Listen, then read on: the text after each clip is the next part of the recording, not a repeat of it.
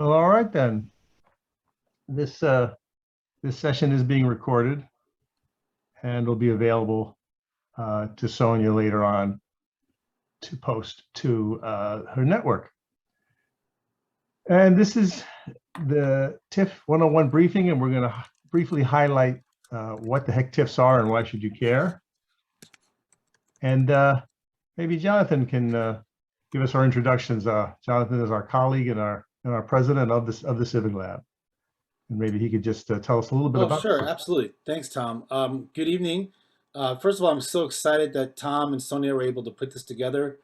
I firmly believe in never doubt that a few people can change the world, and most likely that's the way it is.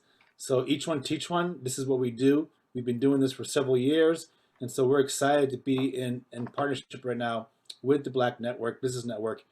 This is an issue that's huge. It impacts the African American community, the Black community, and this is an opportunity to really look at what resources we actually have and what's being stolen from our neighborhoods. The Civic Lab is a Black-led, tax-exempt nonprofit organization. We originate and build tools for civic investigation, sustainable grassroots leadership development, accountability, and collaboration. Our goal is to expand the civic imagination, the possibilities of what can be, what is our city for, what is Chicago for, and what is possible for Chicago's future. We are out there helping to recruit, develop, and equip and inform new leaders and organizers to take us to that future. Since I've been part of the Civic Lab, it's been my privilege and honor to literally touch thousands of people across the city through workshops and trainings, through book forums and TIF illumination sessions, through organizing grassroots campaign. We have a whole array of offerings that we offer through our Power Institute. It's people organizing to win, engage, and resist. And so we have a slew of offerings, from organizing, Chicago History 101, to TIF 101, Grassroots Campaigning, White Privilege 101. We're here to help you do better. Our position is making sure that all of us out here have the knowledge, skills, and attributes to continue to not only get in the good fight, but to sustain it in the long term. So it's so exciting that we're here. And again, like I said, I'm so blessed and grateful to be here with the Black Business Network. And we need more Black businesses to understand this racist TIF scheme that Tom's going to take you into. It has a huge detriment to our communities across the Chicago metro area. And again, thank you for having us. Awesome. Thank you, Jonathan. So the origins of this TIF Illumination project go back to 2008. When I was organizing in my community in Lincoln Park. We had something called Democracy for America. And I invited the journalist Ben Jaworski from The Reader to speak to our group. He had about 50 people there, and he came to talk about TIFs. And I was not very familiar with this at that point. And he was waving his tax bill around, his property tax bill, and he was saying in his very gruff voice, "Your tax bill is lying to you." And that, of course, sparked a lot of conversation. What do you mean by that, Ben? And he started to break down TIFs, and I got hooked. It really came to fruition for me as an organizer and educator the next year when I became involved with No Game Chicago. And this was a grassroots campaign to stop the 2016 Olympics from coming to this city, to destroy it, basically.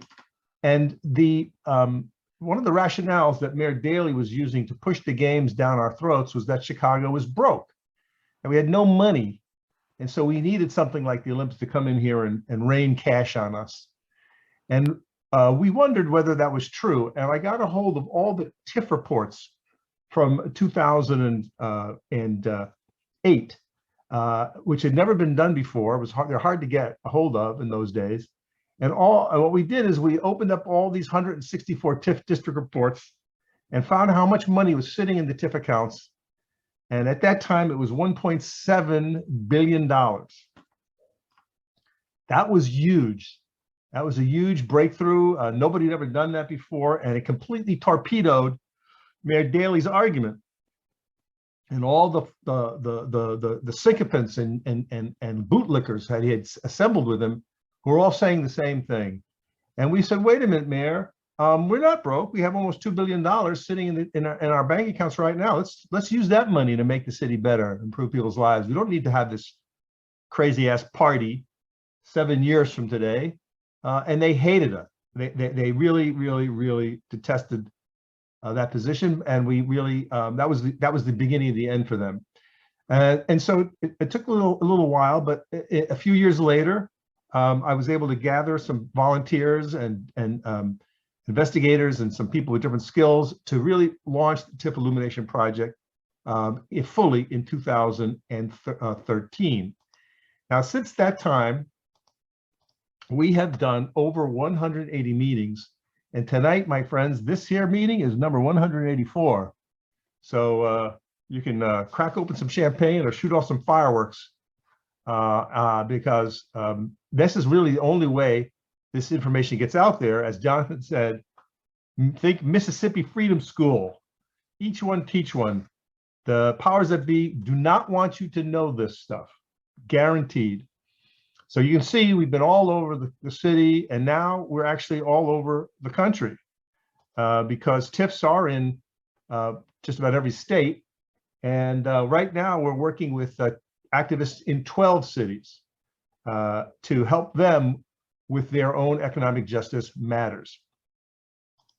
Now, a lot of all this work is posted on the website at tifreports.com.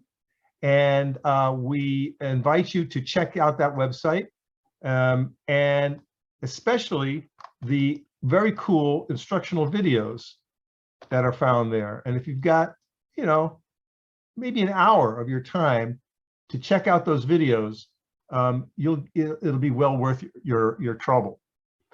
So that's what we've been doing, and it's a very people-powered project, I have to say. The powers that be in the city really don't care for this work, and they've turned us down here locally and nationally 45 times for funding to try to beef this work up, because they know that this is really putting a finger in the eye of power. So what I'd like to do with you guys is I'd like to ask you this question. What are some bad decisions that Chicago has made over the past few years involving public dollars that upset you? So you can unmute yourself and just shout it out, or you can put it into the TIF, into the chat. Bad decisions. Closing mental health clinics across the city. Yeah, so the closing of the public health clinics, you know, right, that's certainly, you know, not a good condition as we go into a pandemic. I think the argument is we need more public health than less. Anything else? Public decisions made at the city level about our money that you don't like? Investing more in police. Yeah, so that's, yeah, billions of dollars for the police. And that's year in and year out. It's this biggest single expense that the city does. And Mayor Lightfoot wants to spend $200 million more in 2022. Yeah, other things you don't agree with? I mean, we could probably spend all night on that, but I think you get the point. Just a few of these ideas are a lot of money and affect a lot of people in negative ways. The other side of the same question is, what difference would it make to your neighborhood if we had abundant dollars? So it's kind of like a what if. What if you had abundant public dollars? What would you do with that money? Invest in small businesses. Invest in small biz. Yeah. Maybe reopen those clinics, perhaps. Mm-hmm. maybe reopen closed schools. More after school programming, Or after school. and social Programming. services. Yeah. Hire teens for work, for example. More social services. So you get the picture, and you know you could keep going in this way and work the questions, but I think you get the point. And what you said echoes hundreds and hundreds of people, really, that we've talked to already, who agree with you. They don't like really a lot of these decisions that the city's made, closing the schools. Some people don't like the state of their parks. You know, there was a study that said the parks in the Black communities suffer. They don't get the love and the attention that the parks do on the north side. Some people complain about mass transit. They got to wait too long for the bus to get to work and so forth. Well, what we say here is this is just setting up the discussion of TIFs. So let's talk about TIFs. TIFs stand for tax increment financing, and they are special districts created by the city under state law. So the TIFs of Chicago are unique to themselves, and they don't blend over into Evanston, and they don't blend over into Oak Park. And the TIFs of Oak Park don't blend into Glencoe and so forth. So each city can create its own TIFs and manages them exclusively. And they're usually designated and created to subsidize some project in a so-called blighted area.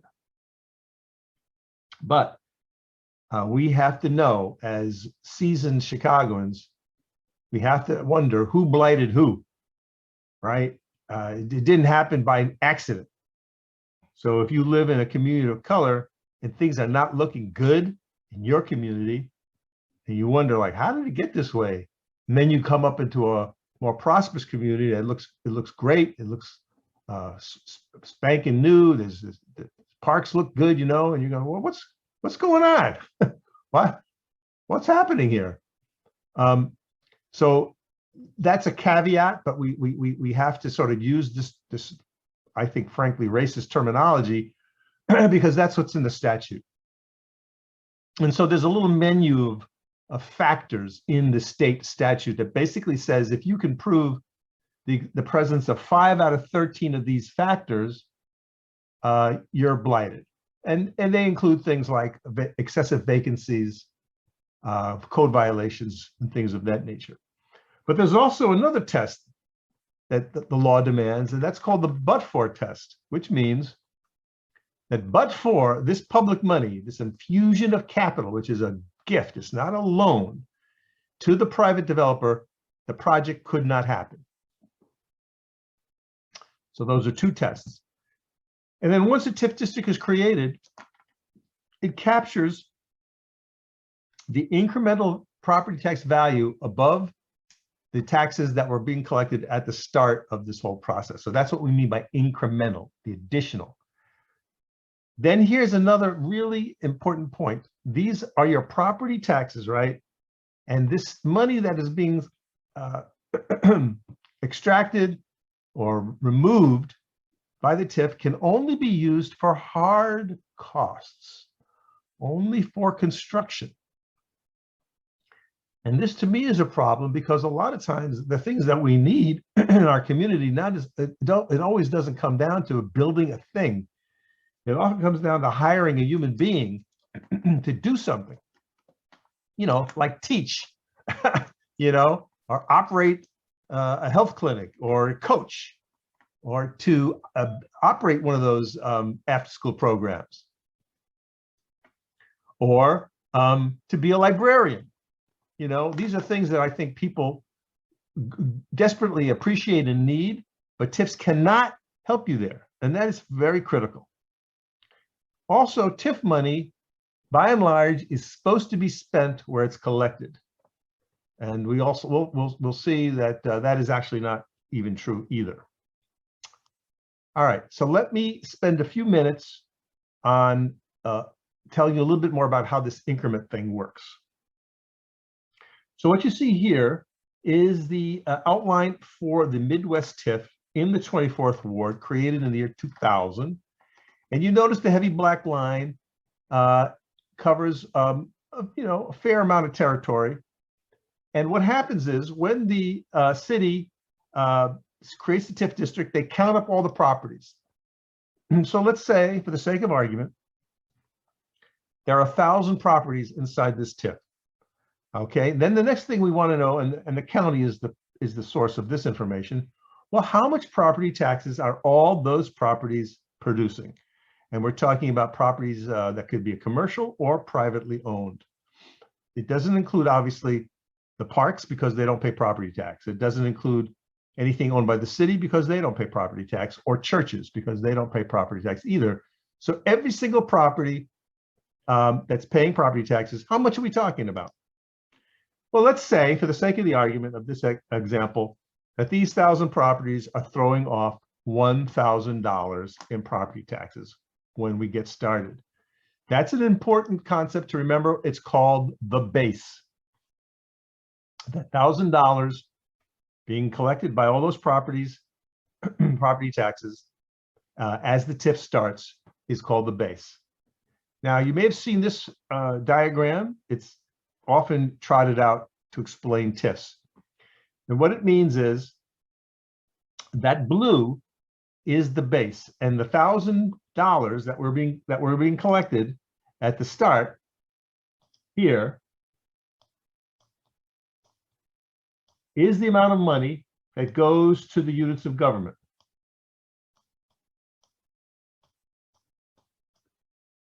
So what are the units of government that use property tax dollars? What units of government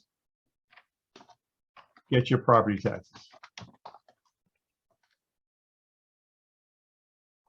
What's the single biggest user? The biggest user equals what? Anybody? So if you look at your property tax bill, who's on there? What unit government on property tax bill? Well, you're going to see the city, you're going to see the county, you're going to see the city colleges of Chicago, you're going to see the parks, the libraries, and the number one,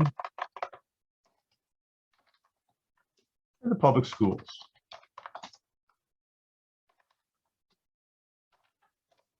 So that's partly how those units of government have the revenue to operate. It's not 100% of their revenue, but it's a very significant part of their revenue. So that $1,000 is going towards the units of government that we just mentioned. So as I say, this $1,000 of the base goes to units of government. And what you notice here is this is a flat line, right? There's no increase. So if those units of government are splitting up $1,000 from these properties inside this TIF, right here when the TIF starts, 23 years later, it's the same. Now you can see that's a problem. Is anything going to cost the same amount of money next year as it does today, let alone 23 years from now? Of course not. Now, let's say it's 10 years later. The TIF has been now around for 10 years. And now, inside our little TIF district, there's 1,025 properties. Something new has been built. Maybe a new building altogether on a vacant lot. or maybe somebody's been divided and where there was one, there's two properties, two apartments. And also, it could be that the property values have risen, which would be nice for the owners of those properties. And so we go back in 10 years, and instead of $1,000 being generated by these properties, it's now $2,000. So this is where we get the increment. The difference between where we are at 10 years and where we were back when we started, the difference between 2,000 and 1,000 is $1,000. So that's how much money stays in the TIF. That base, that $1,000 goes to the units of government that we just mentioned, but this extra 1,000, this right here, goes into the piggy bank. And this operation continues every single year for 23 years. So we're over here now back in 20 years. So this is 20 years into the TIF. Let's say the properties are now worth 5,000. It's the same idea. The difference between 5 and the base is 4,000. So you can see how these TIF accounts can get, pretty fat over time. So what we call to your attention is that this process just grinds on.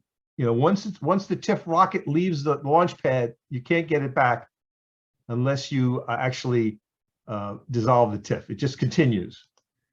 And what we say is that base money goes to the units of government. It's on the books. It's open to inspection. But this TIF money, which goes into the secret piggy banks, is off the books. It's secret. It is not available to be scrutinized ahead of time. You can only look in the rearview mirror after the TIF is created and the money has been spent. You can't get in front of it. And we think that's bad government. We think that is not the way to operate a city government, spending so much money in this way. And as I said, the units of government that are receiving property taxes are listed in this slide.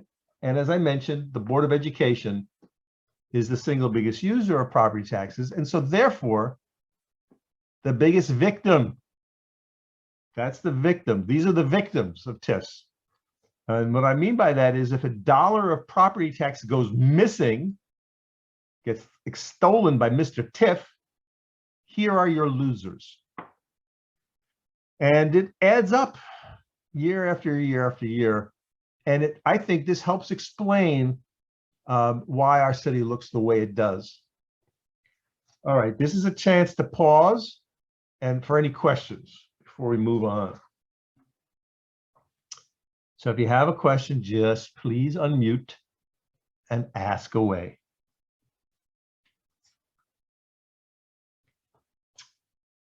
Hearing no questions, we'll move on. You can always put a question in the chat if something comes to you a little later. So now we're going to give you a little bit of, sort of like the big picture now. I think we've tried to set up an understanding of how TIFs work. What is a TIF in the state of Illinois? Now let's talk about how many of these critters are there anyhow. So in 2020, Chicago had 136 TIF districts. That's a lot. You can see that on the map on the left. And the suburbs inside Cook County had another 311 for a total of 447 TIFs across about 100 municipalities in the county of Cook. And you can see that 30% of the whole city of Chicago is in a TIF. That's crazy. And you can also see how they cluster in certain parts of the city and how they touch each other. And we'll talk about that in a minute. But this kind of is an aerial view, and you can see it's a big deal, in the city of Chicago and in our surrounding suburbs. And we like we like to use fun images at the Civic Lab. I happen to be a fan of horror movies. I don't know about you guys, but I happen to love the Frankenstein monster movies, you know, where the scientist, he's all arrogant, you know, and he creates the creature, you know, from body parts, you know, and he animates it, and people are going, I don't think that's a great idea, you know. I don't think you want to do that. And the scientist says, no, don't worry about it. I got it under control. And then guess what? The monster bursts his chains. He breaks the neck of the scientist. He runs out and he sets the village on fire. And we kind of use that image for TIFs. It's kind of something gone amok. You know what I mean? He broke his chain and he's running amok. So there's 136 TIFs in the city of Chicago in 2020. And they removed $820 million, my friends. That is beaucoup bucks to go missing. And in 2020, they spent $415 million on various projects across the city. And since TIFs came to the city in 1986, they have removed $10 billion. $10 billion, which is about equivalent to the budget for the whole city of Chicago for 1 year. I mean, that's just an enormous amount of money. But the number one thing that the Civic Lab does every year in this regard is to tell you how much money is sitting in the TIFs at the end of the year. Now, remember, where this whole thing started back when we were fighting the Olympics, and we revealed that number back 12, 13 years ago. Well, we keep doing it every year, and we put this number out there. I think this is the greatest public service that we render, frankly, to our colleagues in the city. And this work, by the way, is picked up by unions, by activist groups, even the media, but sad to say, they don't give us any credit. We don't get a lot of love, but we do it anyway. We're kind of compelled to do it. We think it's important. So here's the number. I'm now going to reveal this number to you, which means this. At the end of 2020, how much money, and again, these are property tax dollars from Chicago folks, how much property taxes were sitting in all these little piggy banks from all those TIFs? How much are we talking about? And the answer is $1.9 billion. $1.9 billion. And you know, I'm gonna be so bold as to assume that nobody knew that number. Nobody on this call knew that number, and that's true for all the other 183 meetings that we've done before tonight. It's people are hearing this for the first time, and you have to wonder about why that's true, why that's so. Who's not doing their job? I guess you might wonder that nobody knows this critical fact. It's pretty staggering. Well, that's the story for Chicago. So what's going on with the state?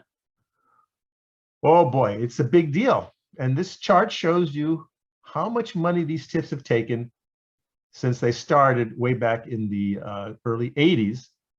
So across the state of Illinois in 2019, there were 1,397 TIFs across 580 cities, total of $1.8 billion stolen. And since TIFs came to Chicago, Illinois, almost $24 billion across the whole state. That's an enormous sum of money to go missing and to be spent in the ways that they're spending it. All right, well, if that's the story for Illinois, which is kind of mind-blowing, how bad is it across the whole country? Well, we wish we knew. There is no single place to go for this information, and we're kind of the only guys in the room working on this problem. We don't even have an office, but we figured it out. Nevertheless, we estimate that there are 40,000 TIF districts across 49 states stealing $40 billion each and every year, which makes our school children very sad. You know, especially school children in poorer communities and communities of color, where the schools are so important, not just for the education that they deliver to our children, but because they're hubs of democracy. and stability. A school does a lot, more than just simply educating our children, don't they? Schools are laboratories of democracy. That's where PTAs and other, volunteer groups happen. That's where a lot of people learn really how to lead, as parents and as other volunteers who help the schools. And so when the schools suffer, it's not just a matter of our children suffering, but our whole communities really, really get a body blow.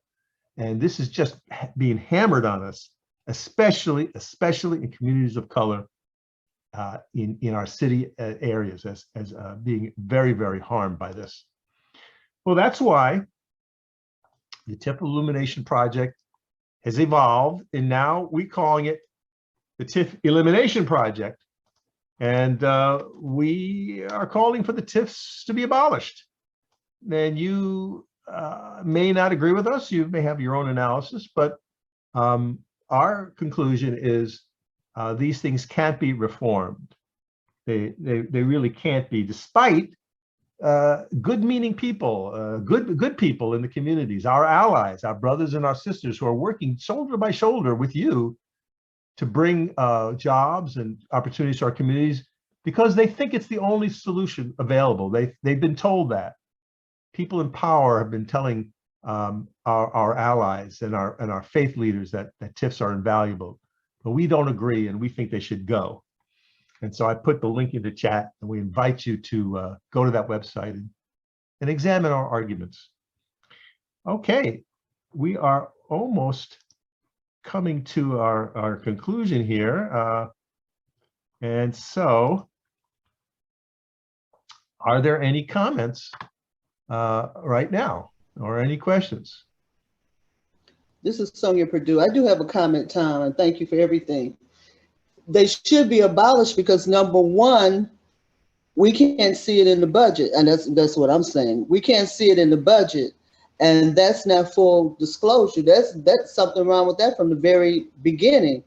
You also mentioned of these 136 TIF districts that we don't really know what's going on with it until it's done. But of all these, in each and every one of these TIF districts, I guess if we would attend the meetings, doesn't that local council or our city council have to vote on where the money going? So aren't we really out in front of it instead of behind of it? No. Behind it, because we know what's going on with it, don't we?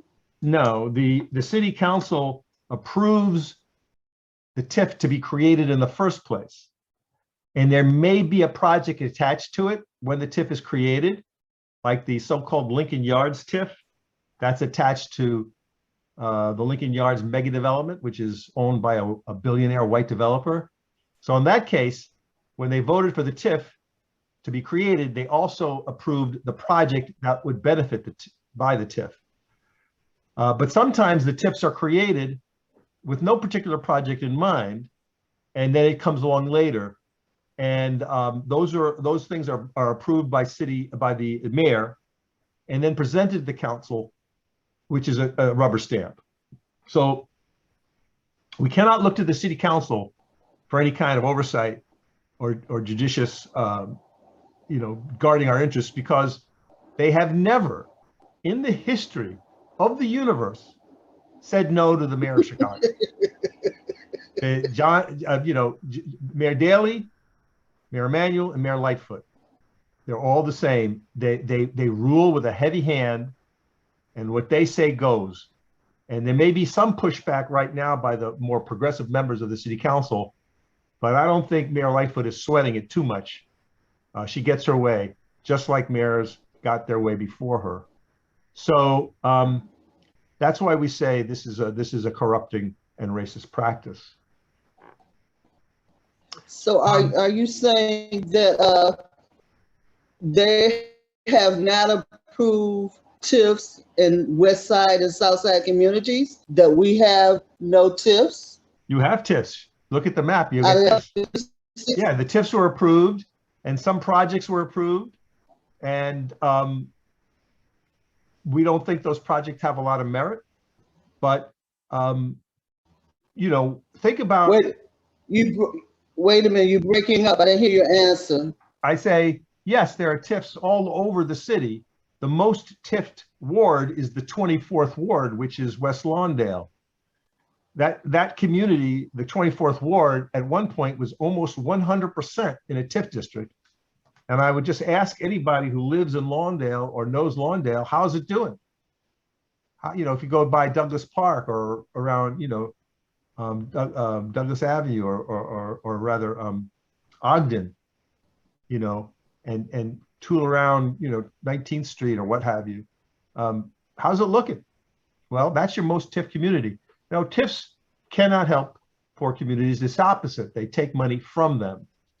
And the central loop, the west loop and the south loop all have TIFs, and they are fat because that's where the wealth is. So if you put a new high rise in a TIF district in the west loop that has 200 units, and they're throwing off, you know, $500,000 or more of property tax just from one building, that property tax stays there. It can't go to Lawndale. It can't go to Chatham. It can't go to Beverly. It can't go to Uptown. So that's a little bit of the problem there. I'm also going to put in the chat right now a link. I would ask you to go and evaluate us tonight before you leave the meeting. Please take a moment and click on that link, and please do evaluate us. We'd like to know how we're doing. And commercial, if you found this presentation valuable, consider donating $5 or $10 by clicking on the second link. Are there any other comments as we approach the end of our time together? All right, I will. Do you want to, Jonathan, do you want to close us out with any comments, sir? Oh, okay. Well, Sonja, would you like to close us out with any comments? Well, very simply, I'd just like to thank you, Tom, for being with us, and Jonathan, I'd like to thank you for being with us and our guests. And you will find this in Chicago's Black Business Network in our group. We're going to edit it and maybe redo my introduction. We're going to edit it a little bit and put it in there and try to put it in there live. I had some technical difficulties this evening, which is not unusual. And present it over and over again so that the information will be there for people who have an interest in seeing it. And I'm going to ask a few people to take a look at it because they can do it at their convenience then. Sure. And they may have some questions and everything. And they have your information in the chat. And Tom, I want to thank you once again for taking the time. I do appreciate it.